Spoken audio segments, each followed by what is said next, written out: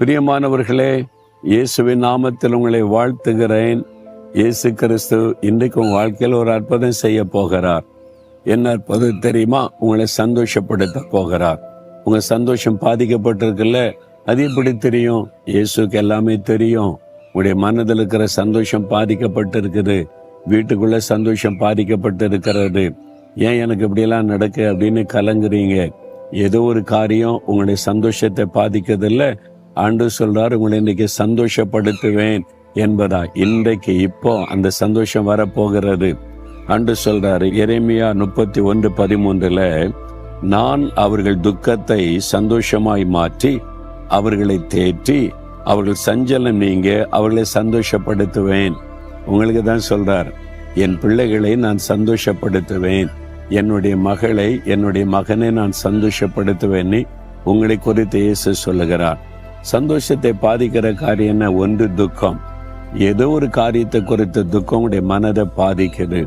உடைய தேவை குறித்த துக்கம், வியாதியை குறித்த துக்கம், பிள்ளைகளை குறித்த துக்கம், உடைய குடும்பத்துக்குள்ள காணப்படுகிற நெருக்கங்களை குறித்த துக்கம், வேலையில காணப்படுகிற பிரச்சனை, பிசினஸ்ல ஏற்படுகிற நஷ்டம், இப்படி சூழ்நிலைகள், ஏதோ ஒரு காரியம் உங்களை துக்கப்படுத்துது. அன்று சொல்ற துக்கத்தை நான் மாத்திருவேன், உங்களுடைய துக்கத்தை சந்தோஷமா மாற்றுவேன் என்று ஆண்டவர் வாக்கு கொடுக்கிறார். இந்த துக்கம் நீங்கிறோம், இன்றைக்கு ஒரு அற்புதம் நடக்கும். அதுக்குதான் உங்கள்கிட்ட பேசுகிறார். 2வது ஆண்டு சொல்வார், உங்களை நான் தேற்றுவேன்.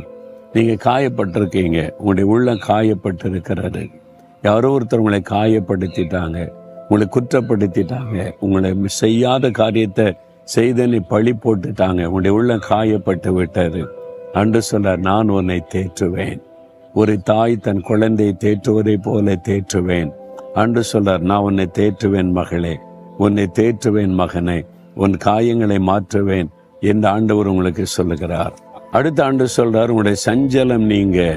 ஏதோ ஒரு சஞ்சலம், அப்படியே மனதுல சஞ்சலம் அலசடிப்படுது, அப்படியே குழப்பம் வருது, சஞ்சலமா இருக்குது, என்ன பண்ணுன்னு தெரியலையே. ஆண்டு சொல்றார், உன்னை சந்தோஷப்படுத்துவேன். நீங்க சந்தோஷப்படுவதற்கான அற்புதத்தை ஆண்டு செய்ய போகிறார். உங்க துக்கத்தை மாற்றி, காயங்களை அவர் நீக்கி, உங்களுடைய சஞ்சலத்தை மாற்றி உங்களை சந்தோஷப்படுத்துவேன்னு சொல்றார். அதுக்கு தான் அவர் சிலுவையில ஆணியடிக்க தன்னை ஒப்பு கொடுத்தார். நம்முடைய துக்கங்களை சிலுவையில சுமந்தார். நம்முடைய காயங்களை அவர் ஏற்றுக்கொண்டார். நம்முடைய சஞ்சலங்களை அவர் ஏற்றுக்கொண்டு அவர் சிலுவையில சஞ்சலங்களை அனுபவித்து மரித்து உயிர்த்தெழுந்தார். உனக்காகத்தான் மகளே, உனக்கு